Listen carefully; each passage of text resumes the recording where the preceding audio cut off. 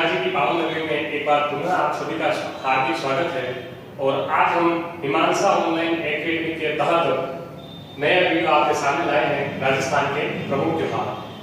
राजस्थान के प्रमुख त्योहार बहुत ही महत्वपूर्ण टॉपिक है और अगर इसको कॉन्सेप्चुअली अवधारणात्मक तरीके से समझा जाए तो ये इतना कठिन टॉपिक नहीं है और मेरी दृष्टि से ये एक सरल टॉपिक मुझे प्रतीत होता है। हालांकि कई परीक्षार्थी इससे खौफजदा रहते हैं क्योंकि उनको समझ में नहीं आता, वो रटने की कोशिश करते हैं इस टॉपिक को।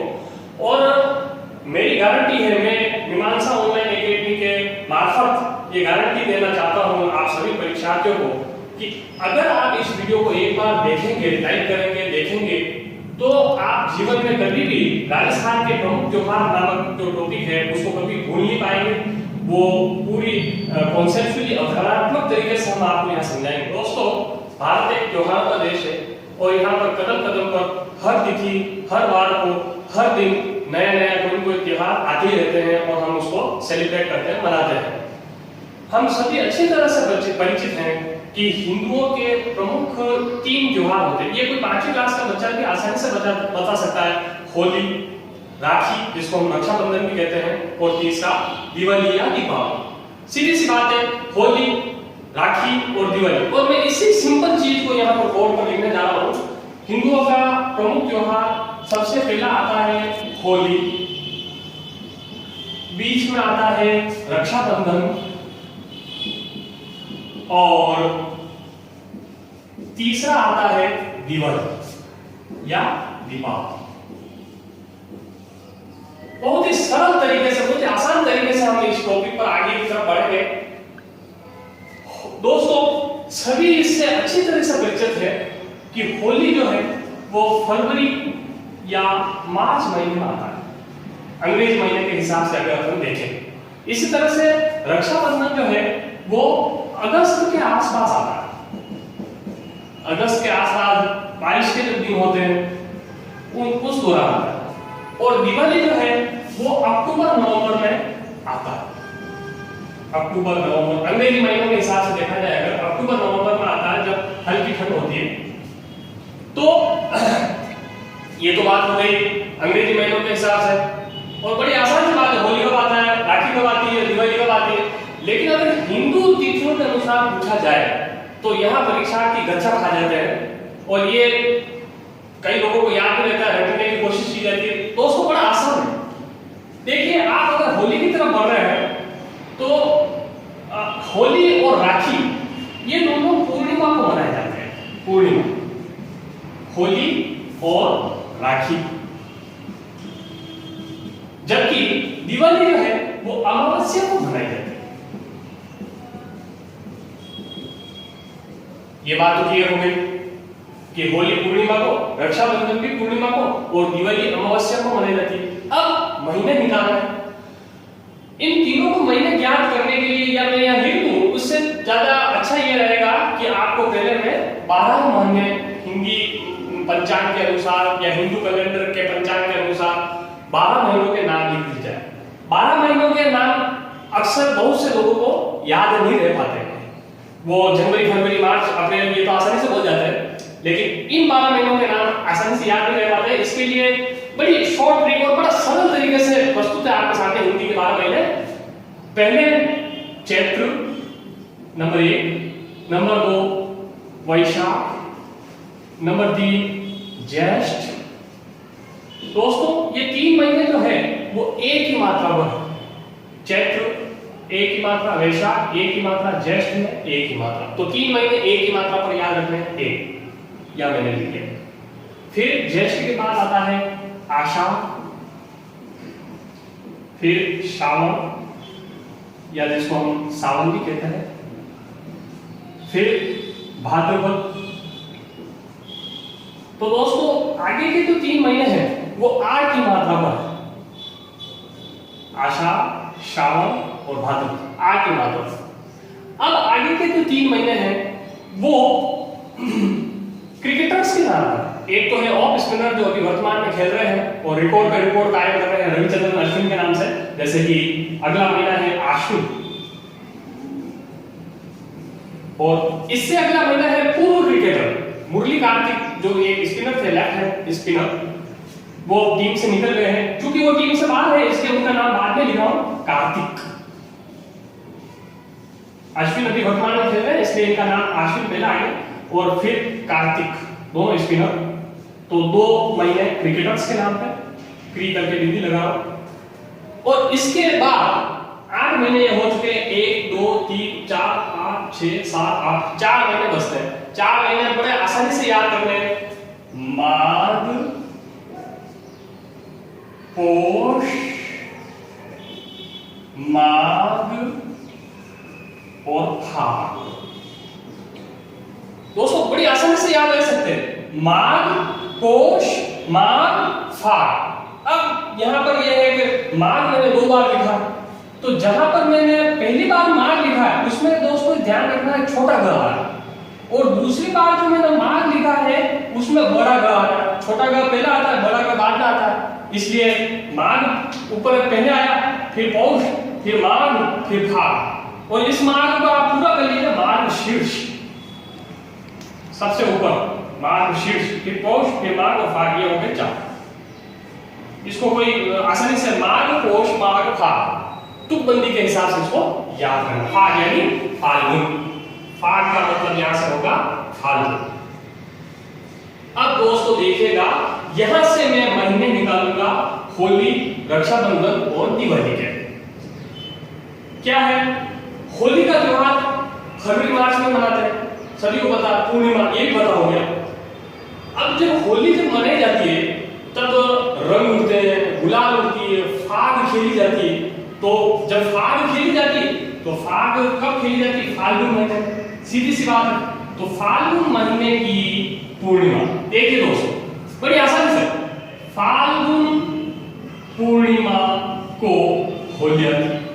क्लियर, कभी भी होली की अगर तिथि पूछ ले तो फाल्गुन पूर्णिमा। फिर रक्षाबंधन या राखी कब आती है, इसको भी मैंने लिख रखा है पूर्णिमा। पूर्णिमा कौन सी, मैंने यहाँ पर लिख रखा अगस्त, और बारिश होती है। तो बारिश के महीना कौन सा है ये अपने को पता है, ज्यादातर हेवी तरीके से या भारी बरसात जो होती है वो आषाढ़ श्रावण भाद्रपद में होती है, और राखी जो है वो श्रावण महीने में आती है। श्रावण महीने की पूर्णिमा को सावन, जो बरसात का सबसे प्रमुख महीना है उसी दौरान। तो ये मैंने यहाँ श्रावण लिख दिया या सावन। फिर बची दिवाली। दिवाली अपने को पता अक्टूबर नवंबर, और मैंने यहाँ लिख भी रखा हल्की ठंड। दिवाली के दौरान हल्की ठंड होती है, या कह लीजिए गुलाबी ठंड। तो हल्की ठंड कब होती है, जब बारिश के 4 महीने खत्म हो जाते हैं, आषाढ़ श्रावण भाद्रपद आश्विन सब खत्म हो जाते हैं बरसात के महीने, और हल्की ठंड की शुरुआत हो जाती है, यानी कि कार्तिक महीना। तो कार्तिक अमावस्या, कार्तिक अमावस्या को दिवाली मनाई जाती है। अब दोस्तों केवल आपको यही याद रखना है, त्योहार में यही कॉन्सेप्ट है, यही इसका बेस है कि आपको होली, राखी और दिवाली की तिथि याद होनी चाहिए। और इसके लिए हमने कोई एक्स्ट्रा प्रयास नहीं किया इस तिथि को याद रखने के लिए, बड़ी सरल तरीके से याद हो गई। अब इसी में से, होली में से, राखी में से और दिवाली में से ही हम अलग अलग त्योहार निकालेंगे। देखना क्लियर हो गई है कि होली फाल्गुन पूर्णिमा को, रक्षाबंधन श्रावण पूर्णिमा को, और दिवाली जो है वो कार्तिक अमावस्या को मनाई जाती है। ये बात हमेशा याद रखने की है, पूर्णिमा के बाद महीना चेंज होता है, यानी कि होली के बाद महीना चेंज हो जाएगा, रक्षाबंधन के बाद भी महीना चेंज हो जाएगा, लेकिन दिवाली के बाद महीना चेंज नहीं होगा, और केवल पक्ष चेंज होगा, क्योंकि दिवाली हम अमावस्या को मना रहे हैं इसलिए।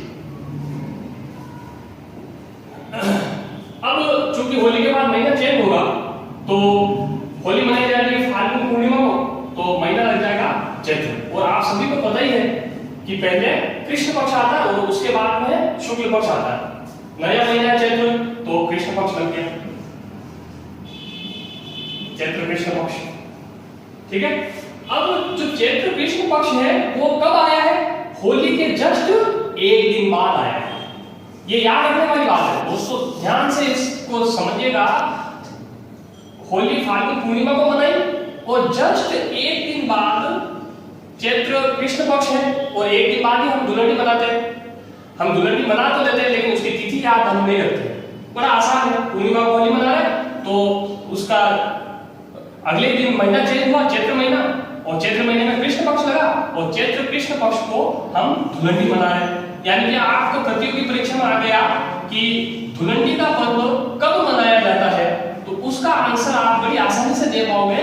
चैत्र कृष्ण पक्ष को, चैत्र कृष्ण पक्ष की प्रतिपदा, प्रतिपदा, प्रतिपदा कहते हैं एकम को। चैत्र कृष्ण पक्ष की प्रतिपदा या एकम को धुलंडी का त्योहार मनाते हैं। बड़ी आसान सी बात है।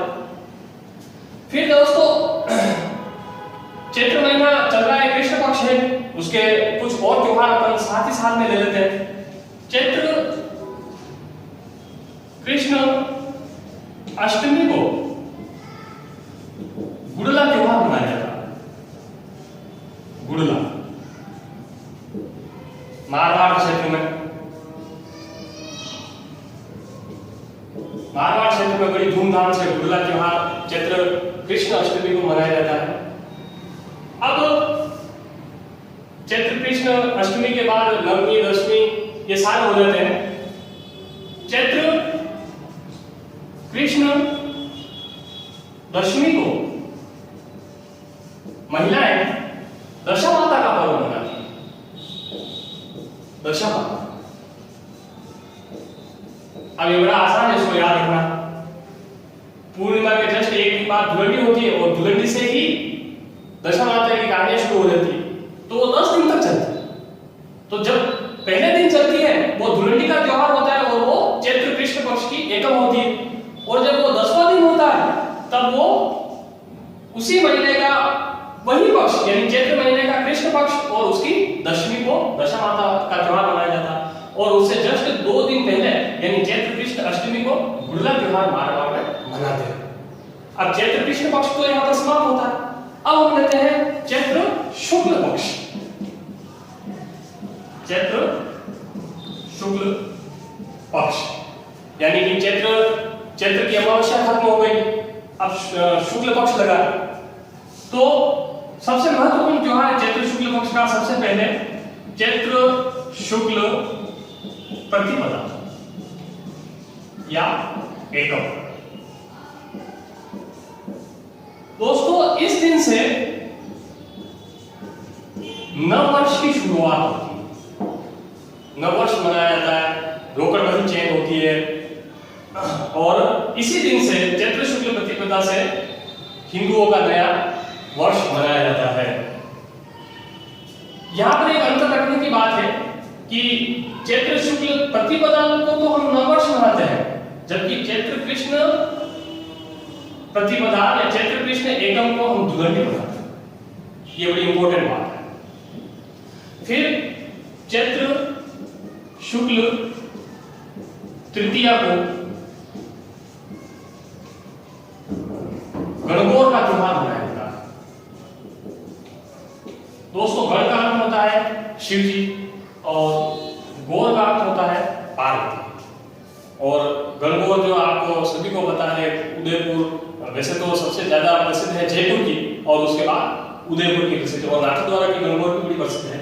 तो चैत्र शुक्ल तृतीया को गणगौर का त्योहार मनाया जाता है।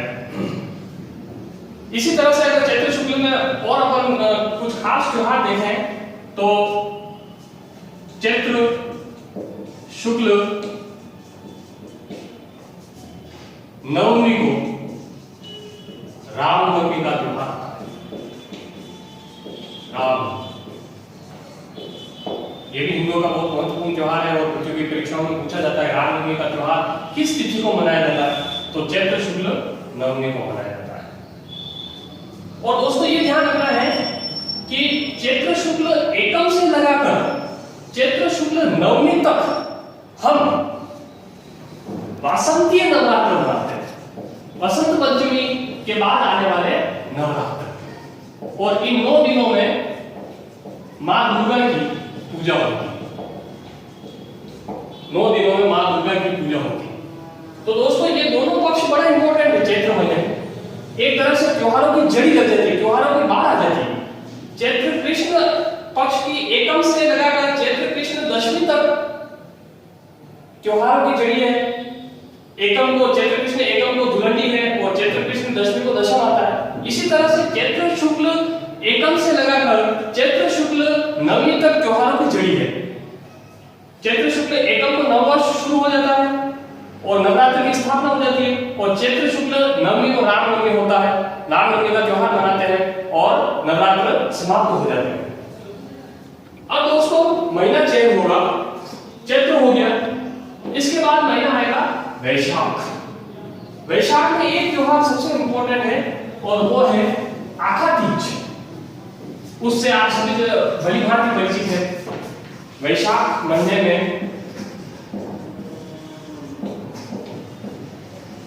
पूरे राजस्थान में बाल विवाह होता है और उसकी तिथि सभी को याद रहती है, वैशाख शुक्ल तृतीया। वैशाख शुक्ल तृतीया याद रखने की जरूरत नहीं। कई बार प्रतियोगी परीक्षाओं में पूछा जाता है आखा तीज कब मनाई जाती है, आखा तीज की तिथि क्या है। देखो तीज में ही उसकी तृतीया छुपी हुई, आखा तीज तृतीया, ठीक है। और सारे जो होते हैं वो सर्वाधिक उसी महीने में वैशाख महीने में होते हैं। वैशाख महीने में शादी कहा जाता है, अक्सर कहा जाता है बाल विवाह होता है तो वैशाख महीना में, मेवाड़ी में कहते हैं हमारे छोरा लोग वैशाख महीना में। तो इस तरह की वैशाख महीने में वैशाख शुक्ल तृतीया आखा तीज, ये तो हो गया इसका तद्भव नाम। और अक्षय तृतीया ये हो गया इसका तत्सम नाम, अक्षय तृतीया। बड़ा आसान, वैशाख का व पकड़ लेना और विवाह का व पकड़ लेना, बस सीधी सी बात। विवाह बाल विवाह सर्वाधिक कब होते हैं, विवाह का व और वैशाख का व। वैशाख में एक त्योहार मेरे ध्यान रखना और बड़ा इंपॉर्टेंट। अब इसके बाद अपन आते हैं ज्येष्ठ। ज्येष्ठ में भी केवल एक त्योहार ही ज्यादा आपको ध्यान रखना है। ज्येष्ठ महीने में एक त्योहार आपको ध्यान रखना है। ज्येष्ठ महीना जो होता है उस समय पूरे भारतवर्ष में बड़ी गर्मी पड़ रही होती, भयंकर गर्मी, लू के थप्पे। अमूमन अंग्रेजी कैलेंडर के हिसाब से देखा जाए तो जून का महीना होता है। और दोस्तों आप सभी को पता है कि जब इतनी गर्मी पड़ती, लू के थप्पड़ होते हैं, गर्मी पड़ती, जून का महीना होता है, तो हम एक त्योहार मनाते हैं, वो होता है निर्जला एकादशी। बड़ी विडंबना है, बड़ी विडंबना है कि हम सभी को इतनी गर्मी में भी बिना जल के रहना पड़ता है। मतलब कि इतनी तपिश वाली जो दिन होते हैं उसमें बिना जल के रहना पड़ता है, निर्जला। और एकादशी का व्रत करते हैं तो वो गर्मी में आती है, और गर्मी का महीना सभी को पता है ज्येष्ठ महीना होता है। हिंदू महीने के हिसाब से देखा जाए जून का जब और ज्येष्ठ का जब और निर्जला का जब, ये तीनों पकड़ सकता है। जून का जब, ज्येष्ठ का जब और निर्जला का जब। फिर आषाढ़ में भी एकादशी ही इंपॉर्टेंट है। आषाढ़ महीने में भी एकादशी इंपॉर्टेंट है। आषाढ़ का महीना दोस्तों ज्येष्ठ शुक्ल, मैंने जो अभी बताया आपको निर्जला एकादशी, वो ज्येष्ठ शुक्ल एकादशी को आएगी, ज्येष्ठ शुक्ल। तो अगला महीना है ज्येष्ठ का महीना। अंग्रेजी महीने के हिसाब से देखा जाए तो जून का महीना होगा और भयंकर गर्मी पड़ती है। और गर्मी के दिनों में हम केवल एक ही त्योहार मनाते हैं। हम सभी को याद है गर्मी की छुट्टियों में निर्जला एकादशी का व्रत करते हैं सभी जन। गर्मी की छुट्टियों के जब दिन होते हैं, जब स्कूलें बंद होती है, तो आप ज्येष्ठ का जब, जून का जब और निर्जला एकादशी का जब मिला लीजिए, निर्जला एकादशी का जब। और दोस्तों एक चीज हमेशा ध्यान रखना, एकादशियों में जितने भी त्योहार है वो हमेशा शुक्ल पक्ष में आएंगे। तो चूंकि मैं कह चुका हूं शुक्ल पक्ष में आएंगे सारे एकादशियों के त्योहार, तो निर्जला एकादशी कब मनाई जाएगी, ज्येष्ठ शुक्ल एकादशी। अब दोस्तों अगला महीना हम लेते हैं आषाढ़ का महीना। और चूंकि ज्येष्ठ महीने में हमने अभी एकादशी मनाई है, तो हम आषाढ़ के महीने में भी एकादशी ही मनाएंगे। और मैं पहले ही बता चुका हूं कि एकादशियां सभी शुक्ल पक्ष में मनाएंगे। तो आषाढ़ शुक्ल एकादशी, इस दिन क्या होगा, देखो दोस्तों आषाढ़ महीने में पानी बरस रहा होता है, बारिश हो रही होती है। तो बारिश के दिनों में जो एकादशी आती है, यानी आषाढ़ शुक्ल एकादशी या 11 जो होती है, उस दिन देवता सो जाते हैं, यानी कि देवशयनी एकादशी। आषाढ़ शुक्ल एकादशी को देवशयनी एकादशी कहते हैं। प्रश्न उल्टा पूछा जाता है, प्रश्न ऐसे नहीं पूछा आषाढ़ शुक्ल एकादशी को क्या कहते हैं, प्रश्न ऐसा पूछा जाता है देवशयनी एकादशी की तिथि बताइए, तो इसका आंसर निकलेगा आषाढ़ शुक्ल एकादशी। देवशयनी यानी देव सो गए। देवता कब सोते हैं? जब बारिश का महीना चल रहा होता है, आषाढ़ महीना बारिश का पहला महीना, और उसी दौरान देव सो जाते हैं, यानी मांगलिक कार्य सारे बंद हो जाते हैं, सारे विवाह संपन्न नहीं कराए जाते हैं, सारे बंद हो जाते हैं, मांगलिक कार्य सारे बंद हो जाते हैं। आषाढ़ शुक्ल एकादशी। अब दोस्तों इसी आषाढ़ महीने की पूर्णिमा, आषाढ़ पूर्णिमा, आपको हमेशा ये तो पता ही होगा कि पूर्णिमा जो होती है वो शुक्ल पक्ष की होती है और अमावस्या हमेशा कृष्ण पक्ष की होती है। कृष्ण का मतलब काला और शुक्ल का मतलब उज्जवल सफेद, तो पूर्णिमा सफेद हो गई यानी कि शुक्ल पक्ष की हो गई, और कृष्ण यानी काला यानी अमावस्या काले पक्ष की हो गई। तो आषाढ़ पूर्णिमा को हम गुरु पूर्णिमा के रूप में मनाते हैं। गुरु पूर्णिमा आषाढ़ महीने में ये महत्वपूर्ण त्योहार। अब आता है श्रावण का महीना। अभी बारिश के महीने चल रहे हैं और श्रावण का महीना आ चुका है और हम सभी को पता है कि हम राखी के त्योहार की तरफ बढ़ रहे हैं। तो श्रावण का जो महीना है उसमें भी हम उसी तरह से शुरुआत करेंगे। श्रावण कृष्ण, दोस्तों श्रावण कृष्ण पक्ष में जो सबसे महत्वपूर्ण त्योहार है सबसे पहले वो है नाग पंचमी। पंचमी से हमें पता चल रहा है कि तिथि तो पंचमी होगी, ठीक है, और चूंकि नाग ही काला होगा और कृष्ण का मतलब भी काला, तो नाग पंचमी हमेशा कृष्ण पक्ष में ही आएगी, शुक्ल पक्ष में नहीं आएगी।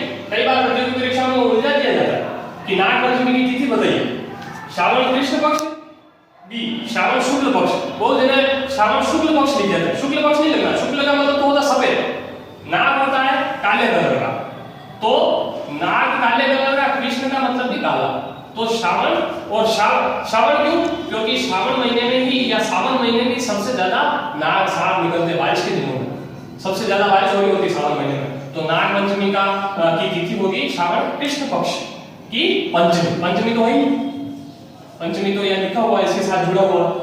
फिर आता है इसके जस्ट एक दिन बाद उप छठ। अब चूंकि इसके जस्ट एक दिन बाद है तो लिखने की जरूरत नहीं है। क्या होगा? श्रावण कृष्ण पक्ष की षष्ठी, श्रावण कृष्ण पक्ष की षष्ठी को उप छठ मनाई जाती है। ये बालिकाएं इस त्योहार को मनाती है वर प्राप्ति, अच्छे वर की प्राप्ति के लिए।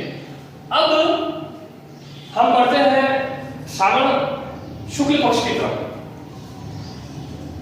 श्रावण शुक्ल पक्ष, दोस्तों श्रावण शुक्ल पक्ष की तृतीया को एक बड़ा महत्वपूर्ण त्योहार आता है श्रावण शुक्ल पक्ष की तृतीया को, और वो है छोटी तीज। छोटी तीज दोस्तों एक बहुत इंपॉर्टेंट बात है प्रतियोगी परीक्षा की दृष्टि से। छोटी तीज और बड़ी तीज के प्रश्न अमूमन पूछे जाते हैं। कई प्रतियोगी परीक्षाओं में मैंने देखा है छोटी तीज की तिथि बताइए, बड़ी तीज की तिथि बताइए। आप ये ध्यान रखना, छोटी तीज जो होती है वो तो आती है श्रावण में यानी सावन महीने में, और बड़ी तीज जो आती है भाद्रपद में, यानी छोटी पहले वाले महीने में आएगी और बड़ी बाद वाले महीने में आएगी, ठीक है। और छोटी तीज में अपने को पक्ष ध्यान रखना है शुक्ल पक्ष, और बड़ी तीज में हमें भाद्रपद महीने का कृष्ण पक्ष ध्यान रखना है। तो छोटी तीज हो गई श्रावण शुक्ल पक्ष, तृतीया को छोटी तीज भी जयपुर की प्रसिद्ध है। और इसी के साथ मैं इसका कंपैरिजन ले लेता हूं बड़ी तीज का। यहां लिख रहा हूं मैं बड़ी तीज। बड़ी तीज के कई नाम हैं, बड़ी तीज, सातुड़ी तीज, बूढ़ी तीज, कजली तीज, ये सारे इसके नाम हैं। और ये बूंदी में विशेषकर मनाई जाती है। और बड़ी तीज की तिथि है, मैंने पहले ही बताया, श्रावण के बाद यानी भाद्रपद महीने में आएगी ये भाद्रपद, लेकिन इसका पक्ष चेंज हो जाएगा, भाद्रपद कृष्ण तृतीया। दोस्तों ध्यान रखना है, छोटी तीज में शुक्ल पक्ष रहेगा, लेकिन वो शुक्ल पक्ष होगा श्रावण महीने का, जबकि बड़ी तीज में कृष्ण पक्ष रहेगा और वो कृष्ण पक्ष होगा भाद्रपद महीने का। अब हम चलते हैं सीधे रक्षाबंधन के त्योहार की तरफ, जो कि हम पहले ही बता चुके हैं। रक्षाबंधन त्योहार जो है वो श्रावण पूर्णिमा को आएगा, यानी श्रावण पूर्णिमा का मतलब होता है श्रावण शुक्ल पक्ष की पूर्णिमा, और इसके बाद श्रावण खत्म हो जाएगा, श्रावण का महीना खत्म हो जाएगा। इसके बाद लगता है भाद्रपद का महीना। तो भाद्रपद में वही सबसे पहले भाद्रपद कृष्ण पक्ष, और भाद्रपद कृष्ण पक्ष की तृतीया जो मैं पहले बता चुका हूं, उस दिन बड़ी तीज होती है, या बड़ी तीज कजरी तीज जो गुंगी में मनाता है। इसी तरह से भाद्रपद कृष्ण द्वादशी को वत्स द्वादशी के रूप में मनाया जाता है। वत्स द्वादशी के रूप में मनाया जाता है, वो जिसको राजस्थानी या मेवाड़ी या मारवाड़ी में इसको हम वत्स बारस कहते हैं। इस दिन माताएं अपने बच्चों को, अपने बेटों को तिलक लगा के नारियल प्रदान करती है। भाद्रपद कृष्ण, ये माता और बेटे का त्योहार है। अब भाद्रपद कृष्ण पक्ष खत्म हो गया, इसके बाद लगेगा भाद्रपद शुक्ल पक्ष। तो भाद्रपद शुक्ल पक्ष की द्वितीया या भाद्रपद शुक्ल पक्ष की दूज को हम बाबेली बीज के नाम से जानते हैं, बाबेली बीज। अब हम चर्चा करेंगे भाद्रपद कृष्ण पक्ष की, शुक्ल पक्ष की, सॉरी कृष्ण पक्ष हो चुका है, शुक्ल पक्ष की। और भाद्रपद शुक्ल द्वितीया को, भाद्रपद शुक्ल द्वितीया को बाबेली बीज के नाम से मनाया जाता है। बाबेली बीज, जो कि लोक देवता रामदेव जी का अवतार दिवस के रूप में मनाया जाता है, बाबेली बीज। और फिर इसके 2 दिन बाद, यानी कि हम भाद्रपद शुक्ल द्वितीया को रामदेव जी का अवतार दिवस के रूप में मना रहे होते हैं, और उसके जस्ट 2 दिन बाद यानी कि भाद्रपद शुक्ल चतुर्थी को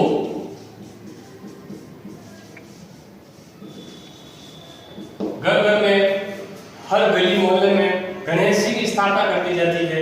भाद्रपद शुक्ल चतुर्थी को हम गणेश चतुर्थी मनाते हैं। और दोस्तों, गणेश चतुर्थी का त्योहार जो है ये 10-11 दिन तक चलता है। और यहाँ तो हो गई गणेश चतुर्थी के दिन गणेश जी की स्थापना। तो प्रश्न उतना स्वाभाविक है कि गणेश जी का विसर्जन कब होगा? तो विसर्जन होता है इनका अनंत चतुर्दशी को, अनंत चतुर्दशी। अब कई बार प्रश्न ये पूछा जाता है, अनंत चतुर्दशी या गणेश जी का विसर्जन कब किया जाता है? विसर्जन तो सीधा सा है, भाद्रपद शुक्ल चतुर्थी को गणेश चतुर्थी होती है, तो उसी महीना वही रहेगा, भाद्रपद महीना, पक्ष भी वही रहेगा, शुक्ल पक्ष। और तिथि ये अनंत चतुर्दशी वाली तिथि चतुर्दशी, यानी कि यहां से जब स्थापना हुई गणेश जी की, वहां से ही हमने अनंत चतुर्दशी की तिथि निकाली। भाद्रपद शुक्ल चतुर्दशी को गणेश जी का विसर्जन होता है। गणेश जी का जब विसर्जन हो जाता है उसके 2 दिन बाद, चूंकि ये शुक्ल पक्ष है और चतुर्दशी चल रही है, तो उसके 2 दिन बाद पक्ष भी चेंज हो जाएगा, महीना भी चेंज हो जाएगा। भाद्रपद के बाद आश्विन लग जाएगा, और 2 दिन बाद आश्विन कृष्ण एकम। तो आश्विन कृष्ण एकम से लगाकर आश्विन कृष्ण अमावस्या तक, यानी कि 15 दिन तक श्राद्ध आयोजित किए जाते हैं। हर घर में पितरों के लिए खाना वगैरह बनता है, जिसमें खीर पूरी हम सभी परिचित हैं उससे। तो इस तरह से आश्विन, लेकिन ध्यान में रखना है, श्राद्ध जब आयोजित होते हैं उसका पक्ष हमेशा ध्यान रखना, कृष्ण पक्ष में ही आयोजित होते हैं, शुक्ल पक्ष में श्राद्ध आयोजित नहीं होते, सबसे इंपॉर्टेंट बात है। और जब बात आएगी आश्विन कृष्ण पक्ष की, सॉरी आश्विन शुक्ल पक्ष की, तो क्या होगा? मैंने अभी आपको बहुत इंपॉर्टेंट बात बताई कि श्राद्ध पक्ष हमेशा आश्विन में तो होते हैं, आश्विन महीने, लेकिन कृष्ण पक्ष होता है। लेकिन जब आश्विन महीना होगा और शुक्ल पक्ष होगा, इसमें भी बड़ी इंपॉर्टेंट बात है। क्या है कि आश्विन शुक्ल एकम जब होती, आश्विन शुक्ल एकम, आश्विन शुक्ल एकम, तब से शारदीय नवरात्र शुरू हो जाते हैं। शारदीय नवरात्र जो कि 9 दिनों तक चलते हैं, यानी कितनी तिथि तक चलेंगे, आश्विन शुक्ल नवमी तक चलेंगे, 9 दिन तक चलेंगे, ठीक है। और इसी दौरान आश्विन शुक्ल अष्टमी को दुर्गाष्टमी के रूप में पूजा जाता है। हर घर में माँ दुर्गा की पूजा होती है और इसके जस्ट एक दिन बाद यानी आश्विन शुक्ल नवमी को महानवमी मनाई जाती है, महानवमी। और इसके जस्ट एक दिन बाद यानी कि आश्विन शुक्ल दशमी को दशहरा मनाया जाता है। दशहरा कोटा का प्रसिद्ध है और आश्विन शुक्ल दशमी को दशहरा मनाया जाता है। और इसी महीने की 15वें दिन यानी कि आश्विन शुक्ल पूर्णिमा को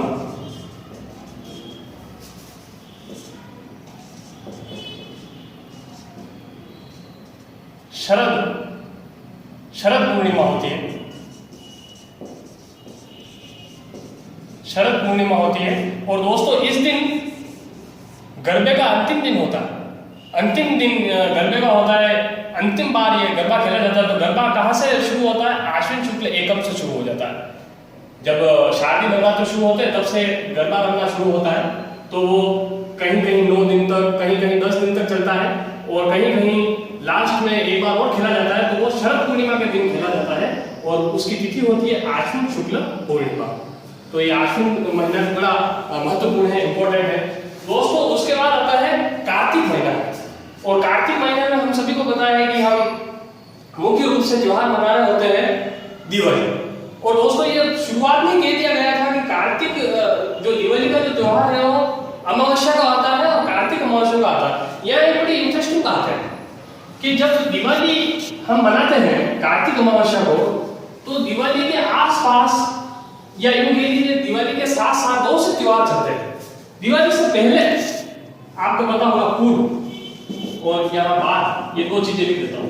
दिवाली से पहले जो त्योहार होते हैं धनतेरस, रूप चौदस, और दिवाली के बाद जो त्योहार होते हैं अन्नकूट और भाई दूज। तो धनतेरस की तिथि हम आसानी से निकाल सकते हैं। क्या निकाल सकते हैं हम? जैसे कार्तिक अमावस्या है तो कार्तिक अमावस्या के कौन सा पक्ष की होती है? कृष्ण पक्ष की होती है हमेशा। तो धनतेरस की तिथि क्या होती है? ये तो हो गई 15 तिथि।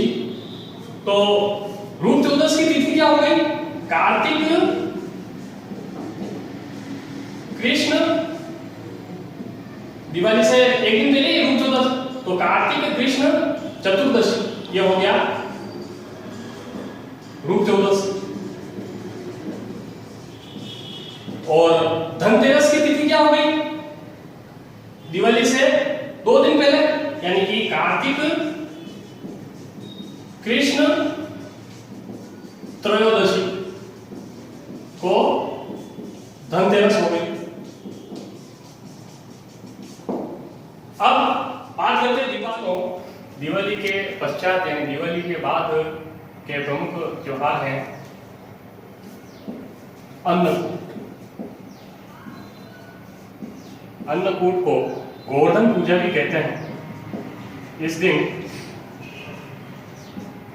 गोवर्धन की पूजा की जाती है, गोबर की आकृति से बनाई जाती है और महिलाएं इसकी पूजा करती है। और अन्नकूट का उत्सव भी नाथू द्वारा श्रीनाथ जी के मंदिर में बड़े धूमधाम से भीलों द्वारा मनाया जाता है। वो अन्न लूट कर जाते हैं, इसी को अन्नकूट भी कहते हैं। और ये जो उत्सव है अन्नकूट का या गोवर्धन पूजा दिवाली के जस्ट एक दिन बाद आता है।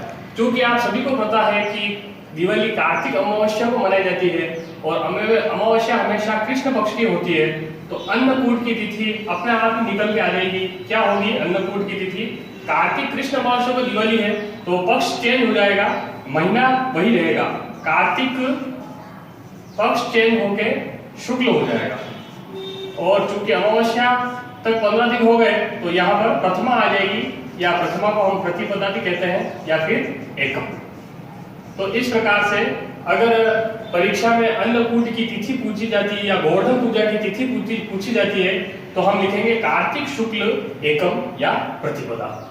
इसके जस्ट एक दिन बाद, यानी अन्नकूट के जस्ट एक दिन बाद हम मनाते हैं भैया दूज या भाई दूज।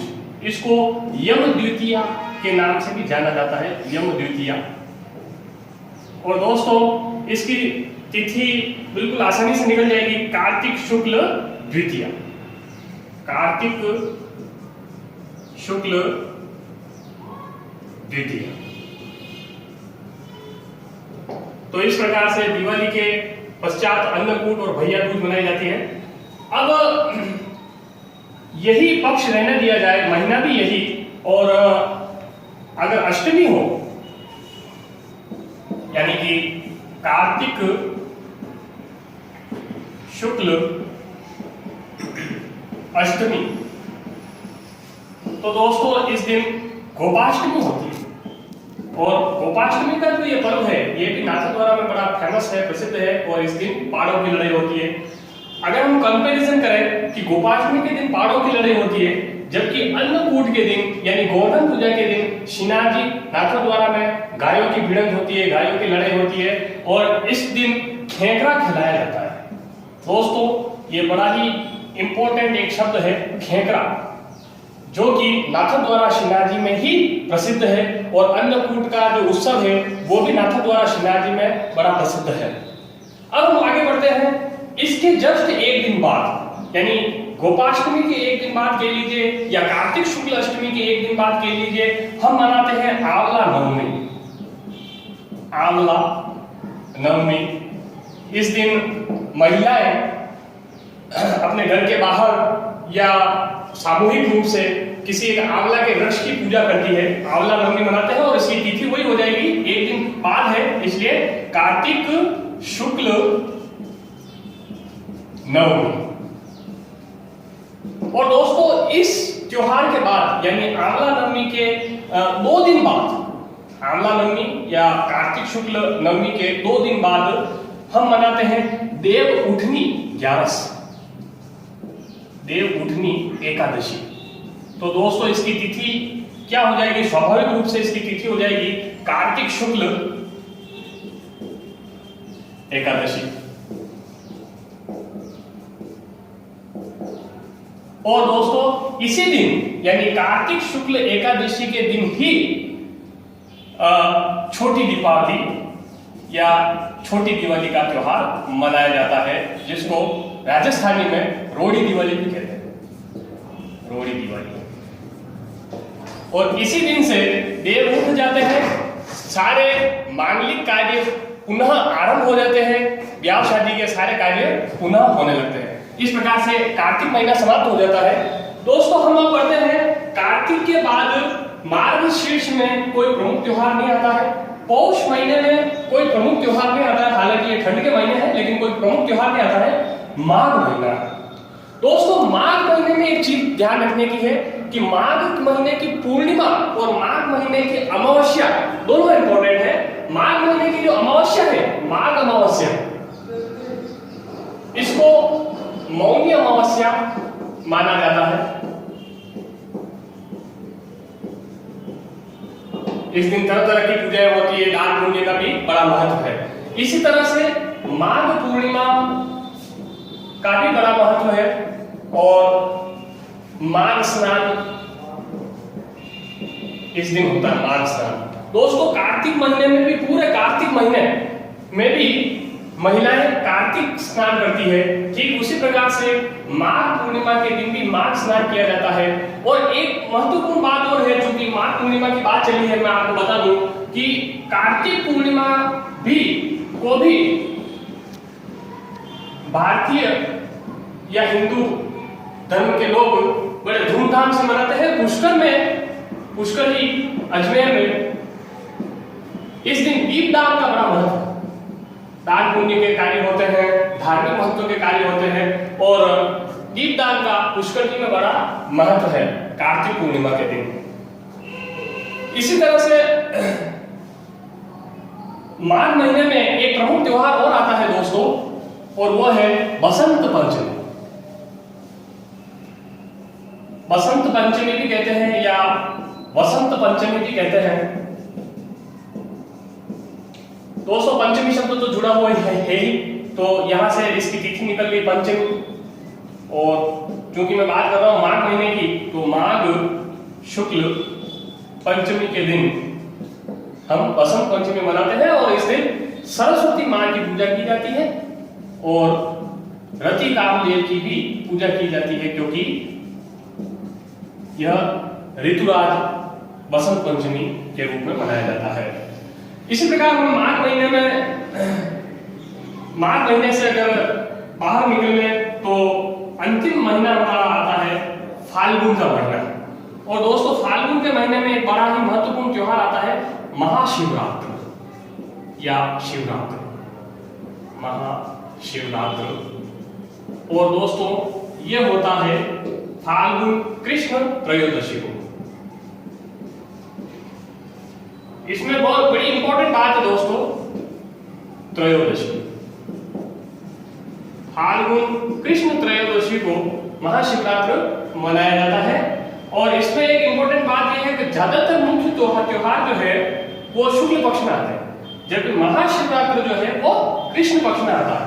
और ये ध्यान देने की बात है कब आता है, फाल्गुन महीने में। ये हमें पता ही है, जब मौसम परिवर्तन हो रहा होता है, पतझड़ के ये सारे पत्ते वगैरह झड़ रहे होते हैं, तब ये त्योहार आता है।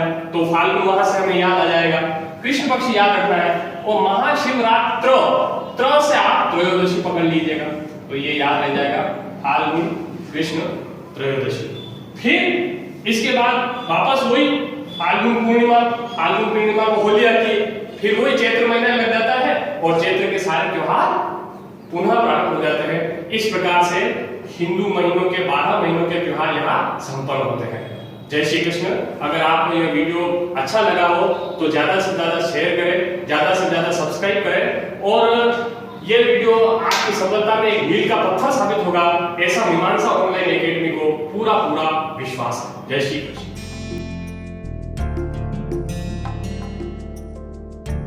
नमस्कार, जय श्री कृष्ण। मीमांसा ऑनलाइन एकेडमी में आपका हार्दिक स्वागत है। मीमांसा ऑनलाइन एकेडमी के वीडियो आपको पसंद आ रहे हैं, इसकी हम गारंटी ले सकते हैं, इसलिए आप इसे सब्सक्राइब करना ना भूलें।